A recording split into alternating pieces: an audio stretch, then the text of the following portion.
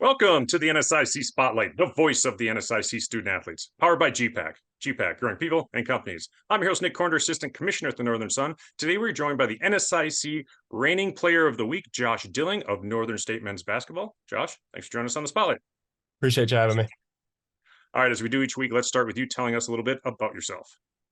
Yeah, so I'm Josh Dilling. I am from Oshkosh, Wisconsin. Academically a senior. I have a COVID year from Crookston back in 2020. So we'll be kind of doing my grad year here. So just kind of going to be a graduate next year.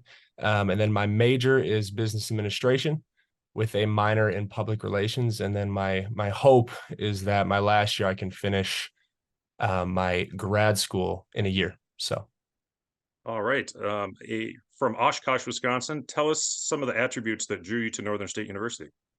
Yeah, Northern State. I played at Crookston before in 2020 and fortunately got to come to Northern State and play twice here. And I remember walking in, I saw all the facilities and and I tell the story, I immediately pulled my phone out. I called my mom and I said, hey, like, if you can make it out here, this place is incredible. So I saw the facilities. And then the other thing is the community and the support. I walk into the grocery store and, there's people that just recognize you, which is always cool to see. And with the community, it's always nice to give back too. So I actually started a Leaders Are Readers project with Simmons Elementary School. So we have 8 women's athletes and then 6 men's athletes that head over there and kind of read to the kids, kind of help out with math projects, stuff like that. So the community and the support is unbelievable. And that is probably the biggest thing that drew me here. The other thing is just team success and the coaching staff and kind of what they've done. I thought, why not go be a Wolf? Yes, Aberdeen is known for its community support, especially in attendance. The national leader over the past decade in Division II, the Barnett Center, one of the greatest atmospheres in Division II. The Wolves, off to a tough non-conference schedule, begin the season 0-4 before rolling off 3 wins this last week, including the NSIC opener against the University of Mary. Talk about the beginning of the season and what's been clicking for the Wolves lately these past 3 contests. Yeah, starting out 0-4 is obviously not what we kind of wanted to do, but I think it was definitely a learning curve. We have a lot of guys, including myself, that are stepping into new roles and figuring things out. And I think through practice has been very competitive. And we've learned from those first 4 games that, we got to win the rebounding battle. We got to take care of the ball. And, we just got to put it in the hoop at that point. And so starting out conference play, we knew that, it's a new season, conference record compared to overall record. Like it starts now. So it's been clicking in practice. We've been extremely competitive and we know this season's not over. It's just a bump in the road and we want to continue on. And it's been looking really good. And obviously coming into a big game with Moorhead on a 3-game win streak, having a really good weekend and then a great game against Mary. It's big for us. And so I think we're really looking forward to this upcoming Thursday to, keep it rolling. All right, as you mentioned, coming off an NSIC regular season championship, you mentioned your role on the team. How has that changed from the past year to this year? Yeah, so last year I was more of an off-ball guy. You have a guy like Sam Masson who can bring it up the floor and just speed by guys. He is unbelievable person and player. I actually got to live with him. So learning from him, I'm stepping into kind of a point guard on-ball role. But also being a leader for this team. I think we have a lot of young guys that are really stepping up into new roles as well. So trying to be a leader for them and, having that point guard role is, you're creating for others. If it's there for you, you take it yourself as well. But Sam kind of taught me a lot. So the big difference was being more an off-ball guy and then turning into kind of more of a PG on-ball type role. We mentioned a good mixture of returners and new faces to this year's team. Tell us more about those teammates of yours. Yeah, so we got a heck of a lot of good returners with guys like Jackson Money, Augustin Reedy, Trey Longstreet, Kobe Bush, Andrew Bergen. They all have been here a good amount of years, more than me. And, we started with Jackson Money. I mean, he is unbelievable player. He's very well known in what he's done and is just continuing to do what he's doing on the floor. Augustin Reedy, a guy that can shoot the heck out of the ball and is someone that, is close to me as well. Trey Longstreet, a defensive monster, I like to call him. He is unbelievable on the defensive end, high IQ player. And then you got someone like Kobe Bush, who is a rebounding machine, kind of a junkyard dog type guy. And Andrew Bergen, who is extremely athletic and plays with a lot of length. But, we also have a lot of new guys, starting with like Isaiah Hagan, who has been picking it up since preseason. I mean, he is unbelievable in practice, making it tough on us. And he's starting to earn some more minutes, which he deserves. He's been playing really good basketball. And then we've got another guy named Devin Brook, who actually went on a 2-year Mormon trip, and is actually a 22-year-old freshman. So he's older than me, if you can believe that. And he can shoot the heck out of the ball too. So he is, learning a lot of things and really picking up the game again. And so just a lot of mixture of returning guys that are really adding a lot, and then a lot of new guys that are really coming into their own here in practice and stuff like that.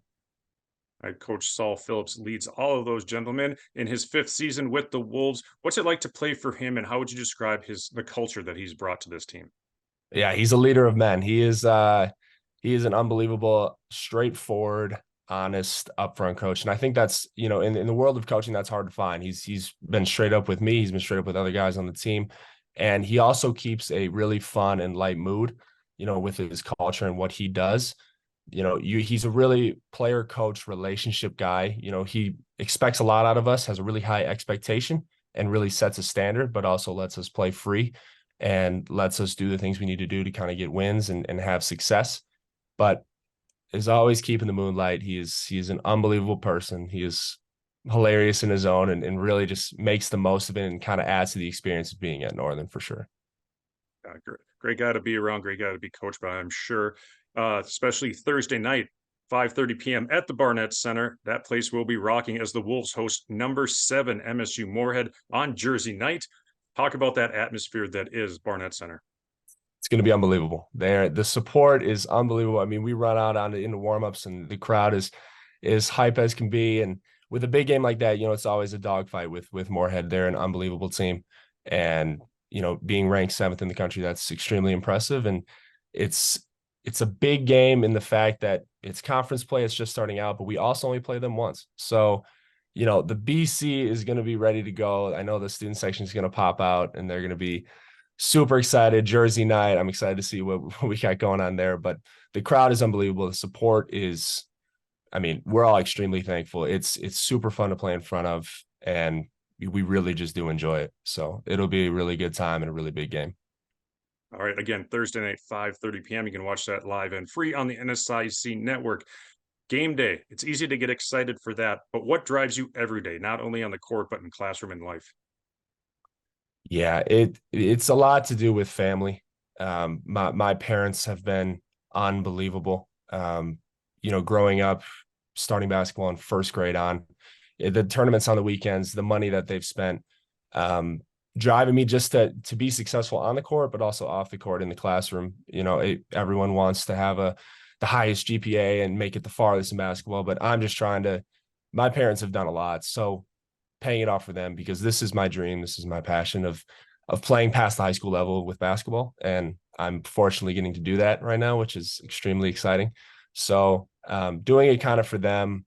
It's also just my love and passion. And then I've got an amazing girlfriend who's been extremely supportive with all of this, and kind of keep me on track of what needs to be done, and, for the future as well. So it's a really good support of family and friends that, keep me going every day. So Awesome to have some support like that. Now, come game day, any unique pregame rituals or superstitions that you have? Yeah, I'll start off. I got a couple. I'll start with a simple one. Is I got to make a free throw and a 3 before heading in from warmups, before kind of the national anthem, stuff like that. I kind of got to see you go through the rim. But an interesting one that I didn't realize that I do, that kind of turned into a thing, was, you're familiar with Marvel Avengers Endgame? Yes. Oh, okay, perfect. Yeah. So Avengers Endgame, when everybody's coming back, after 5 years, coming through the portals and stuff, I think I watched that scene once every game day, and I have no idea why. But it hypes me up and kind of gets me locked in, ready to go. Again, no idea why I kind of started, but kind of just a thing. So that's kind of the ritual, if you want to call it that. But otherwise, nothing super crazy. I mean, if I can show up to a game wearing some outrageous fit or, something like that, then I'll try to do that as well. But yeah, otherwise, nothing super crazy. So, All right, on your left. Yep, there you go. Yep. Very familiar. Uh, There it we'll is. see if Ashley Gower can get that up on the big screen before each game for you, get you hyped up there with just We'll on be, your we'll be left. ready to go then. All right. Final question before I let you go. We talked about your support system growing up with your parents, but what advice would you give to a young player to help them in their development? Yeah, I didn't realize this until kind of at the end of my high school time. But you go through this one time. So you get one shot through it all. And, I remember the countless days of my parents, one of them, coming to rebound for me at the Y, but it was a daily thing for me. So the advice that I would give is utilize every day to better yourself, whether it's on the court or off the court. Utilize something because the days go by quick, and as you get older, it just goes faster. And you go through middle school once, you go through high school once, and if you're fortunate enough and you get to play college ball, it happens once. So I would utilize and have the confidence and believe in yourself, and utilize every day to not only on the court but off the court, just as a person and a player, um, every single day. So Exactly. No time like the present to go out there and get better. So great advice there, Josh. Thank you for being a guest on the show today. That's going to wrap up this week's show. Thank you again to our sponsor, gpac. Josh, best of luck to you and the Wolves the rest of the season. appreciate it. Thank you.